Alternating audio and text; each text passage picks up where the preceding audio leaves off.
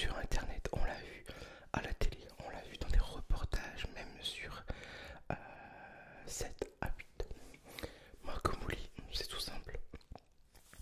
Un Tunisien, donc un Français né à Tunis en 1965, de son vrai nom Martoche, d'accord, donc abréviation Marco, pour moi tout va bien, il n'y a pas de problème.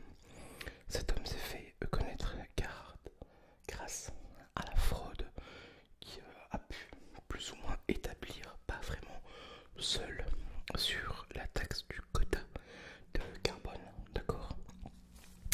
On est sous-disant sur une personne, alors comme avec la grosse arnaque, sur une personne qui se dit lui-même d'avoir arrêté l'école à 12 ans, et puis voilà.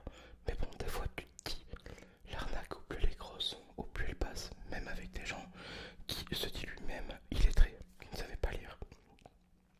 Voilà. Euh, c'est une personne qui revendique aussi beaucoup sur les réseaux, qui serait ami avec des stars. Pour moi, c'est pas ami avec des stars. Pour moi, à l'époque, il était plutôt ami avec des personnes dites politiques. Donc, quand même un cran, voire trois quatre crans bien au-dessus de ce qui pourrait se dire. L'affaire, par contre, l'affaire de la taxe carbone, c'est ça qui est marrant. On en parle maintenant, je sais plus, je crois que c'est 2023, fin 2022, sur la taxe carbone, sauf que cette arnaque, elle date pas d'hier, elle date de 2008-2009, quand même, c'est loin, c'est très très très loin. Donc il a été arrêté, on a confisqué ses biens, parce qu'entre temps, avec cet argent, il a pu gagner, il avait investi dans un bien immobilier, ça lui a été pris à hauteur des dommages et intérêts euh, qui a pu causer. D'accord. Oui, si je regarde un peu en bas, c'est parce que j'ai préparé ma vidéo. Là, tu vois, donc voilà, ma feuille elle est pleine. D'accord. Euh, ça a été un petit peu la fin pour lui. Cette arnaque-là, c'est quelqu'un qui a été malheureusement, pour lui, hein, pas pour moi, parce que je m'en fous, arrêté plusieurs fois pour divers escroqueries, divers conneries qu'il a pu faire. Hein. Après, voilà, c'est tout.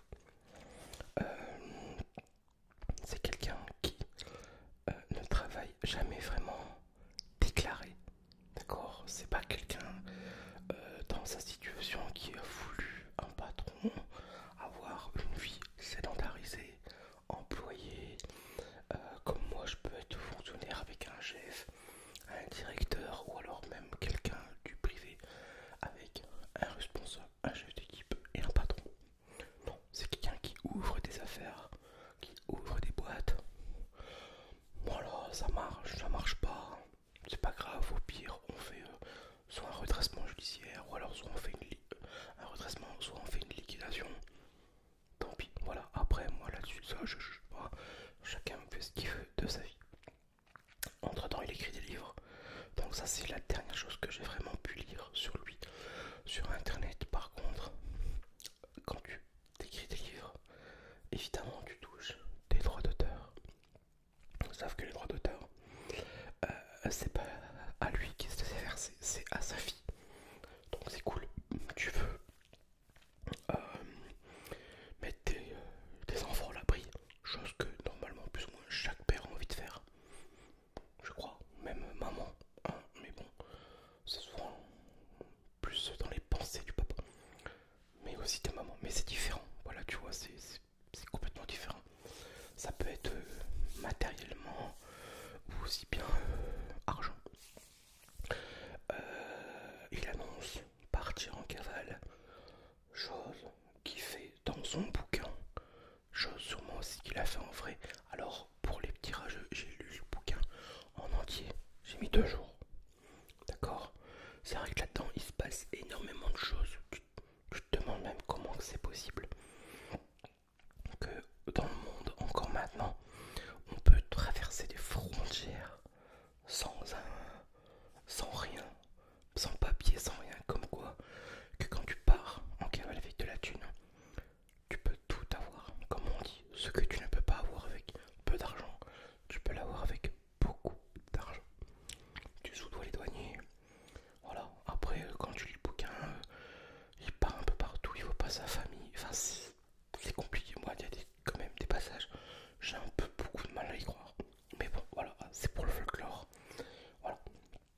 simplement.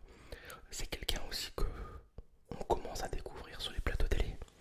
Alors moi ça m'a fait rigoler, c'est quand tu le vois sur C8 des PMP avec Hanouna. C'est un chou, le mec c'est un chou. Pas un chou de sang, chou S-H-O-W. Il arrive, il fait son sketch, son speech, il gueule. À l'époque il gueulait sur Delormeau, sur Verdez. Mais tu vois qu'intérieurement, que ce mec là ne peut pas être le cerveau de tout ça. Pour moi, c'est pas vrai.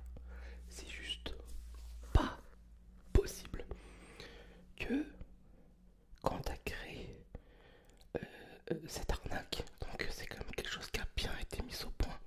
Une arnaque, ça se prépare en 10 minutes. Ça se prépare. Voilà, ces gens-là sont futés.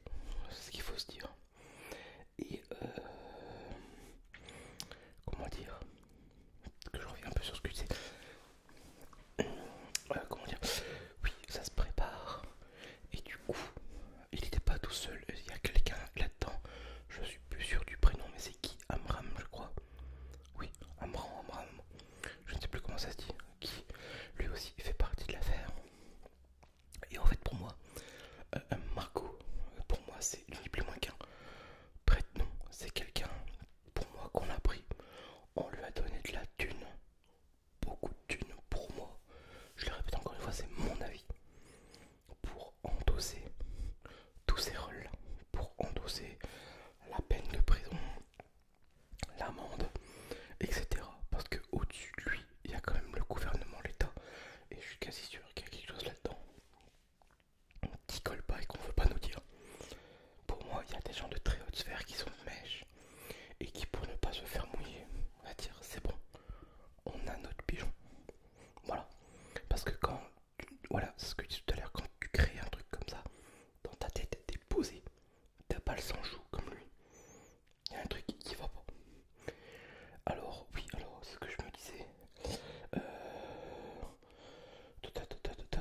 Donc maintenant, oui, malheureusement, aussi, après avoir donné mon avis, malheureusement, on est dans une société en 2024 où est-ce qu'on aime ce genre de personnes. Donc, qu'est-ce qui s'est passé autour de tout ça? On a fait des séries Netflix, des documentaires, des livres. On est, quoi, je pense, en ce moment tous un peu friands de ces affaires. C'est un peu comme sur Légende, présenté par Guillaume Play. Il y a pas longtemps, il a reçu une championne de natation. Ça a fait 200 000 vues. Il a reçu un repris de justice, gang, machin, tout ça. Ça fait des millions de vues. Et c'est ce qu'on aime. Et à la télé, ben, ce qu'on aime aussi, c'est justement ce genre de film-là.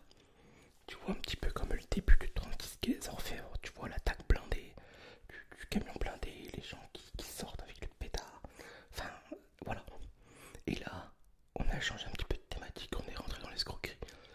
Et on a fait un documentaire sur lui. Alors je ne l'ai pas vu parce que je n'ai pas Netflix, je ne le veux pas non plus.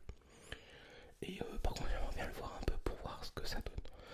Donc conclusion de tout ça, c'est ce que je disais tout à l'heure. Pour moi c'est une plus